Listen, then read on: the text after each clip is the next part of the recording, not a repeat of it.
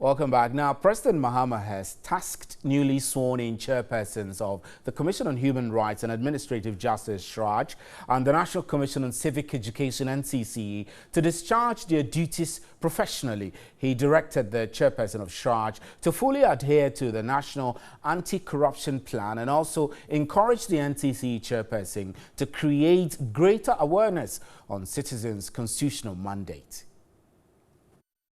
Almighty God swear that I will bear true faith and allegiance.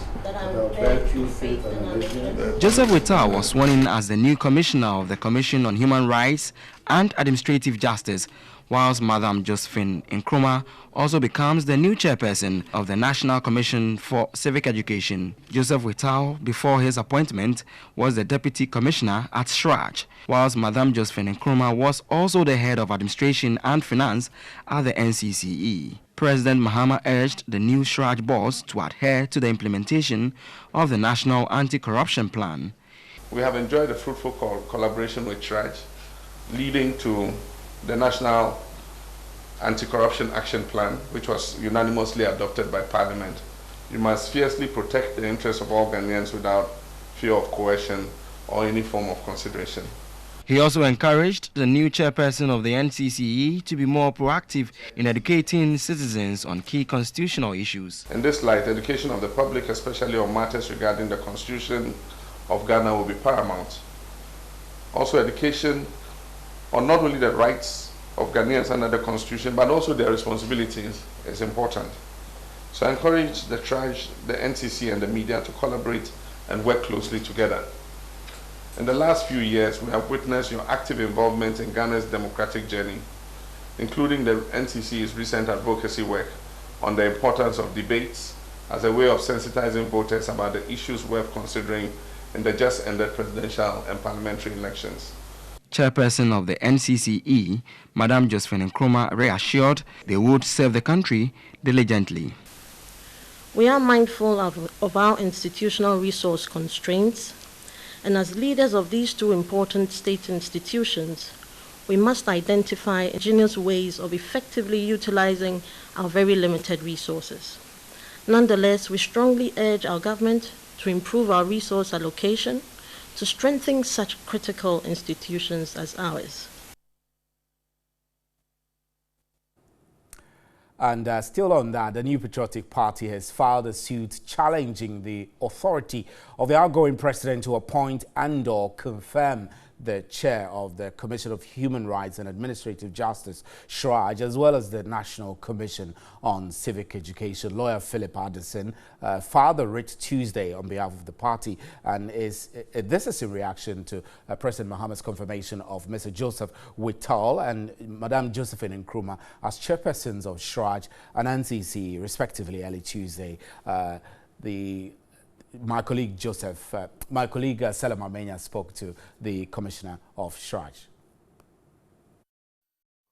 Joining me is lawyer Philip Addison to clarify his position regarding the appointment by President Mahama. Is your injunction not coming a bit too late in the day when the swearing of state secrecy and all that goes with it had been done? I do not think we were late. My understanding is that we filed our writ and the application for injunction, and both were served on the Attorney General before they took the action that they are reported to have taken.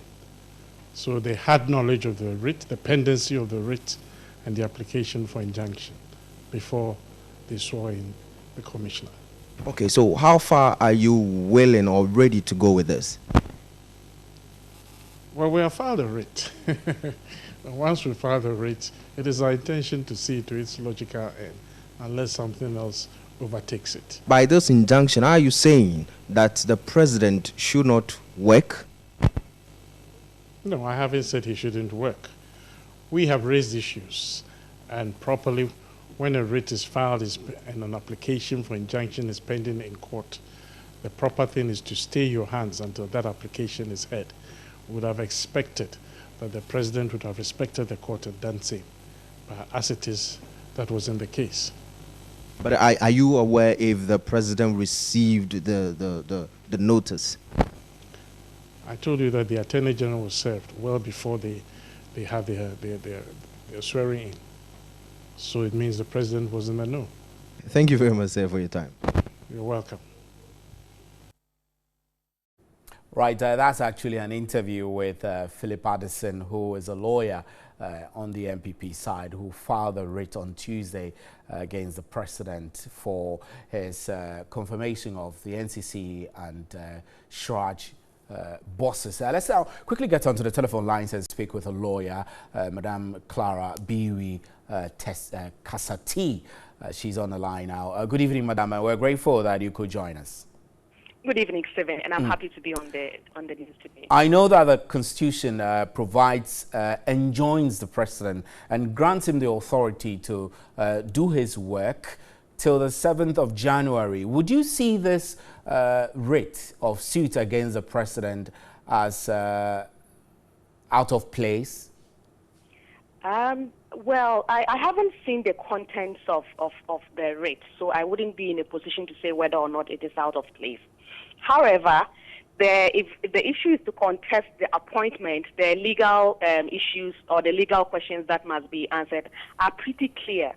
The Constitution is pretty unambiguous in its statements as to how the appointments of the chairpersons of these two institutions is supposed to be done. So one, of course, you are looking at whether or not the President is competent to appoint, and the Constitution is very clear on that. The Constitution is clear on when the tenure of the President ends. Secondly, the Constitution is clear on who has the right to appoint. The Constitution is also clear on the procedure for appointment. And the Constitution is clear on the qualifications of the persons who ought to be appointed.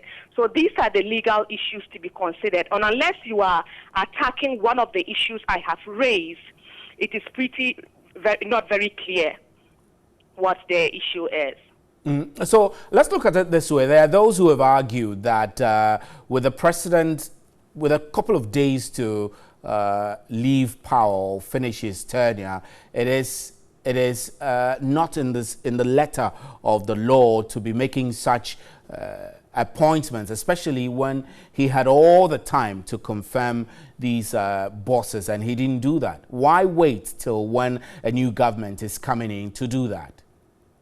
Well, these are issues that we could talk about what our preference were, and then if you asked me preferably, I think those positions have been filled much earlier than they are. So these are issues that we can talk about, but they do not raise legal issues because the legal issues do not border on timing. Yeah. We should also be mindful that these are independent institutions. The Constitution requires that the chairpersons of these institutions be independent of any other public office holder. They are supposed to be loyal to the people of Ghana, but not whoever appointed them. So these are really not issues, positions that are tied to the presidency or that have a requirement for loyalty to the political office holder. So let's get it right. In a matter of law, this suit will not wash. Like I said earlier, because I haven't seen the contents of the suit, I am hesitant to say whether or not it will not fly. But I have given out the legal questions that have to be answered, and whether or not the suit is contesting any of these legal questions that I have raised. So ideally, usually in law, when such appointments are to be made, what are the procedures that need to be followed? I mean, I'm asking this on the back of the fact that it could be that the processes started way before today. Is that it? Because in consulting with the council, it's possible that prior to this, the consultations were going on. That is a possibility. Right, Madam Clara Kasati, the line was pretty bad when I asked my last question. We'll be grateful if you could reposition yourself, so I will get the opportunity to ask the question again and get a clearer answer for the benefit of our viewers. I asked in the process of law, what processes need to be followed in order for such appointments to be made. I mean, knowing very well that we're not doubtful that the president has the authority to make such appointments. The processes require that the president does the appointment in consultation with the Council of State. So it is expected that there would have been some procedure or processes with respect to the president consulting the Council of State. Right. So to this regard, let's say the scenario where the incoming government has issues with the appointment. Does it have the authority to withdraw the appointments? No, they will not have the authority to withdraw the appointment, but they can go to court to contest the appointment. For example, I talked about the fact that the Constitution has a requirement on the qualifications. So if they can raise issues with respect to whether or not the persons are qualified to contest that office. For example, we also talked about the fact that the Constitution requires that he does it in consultation.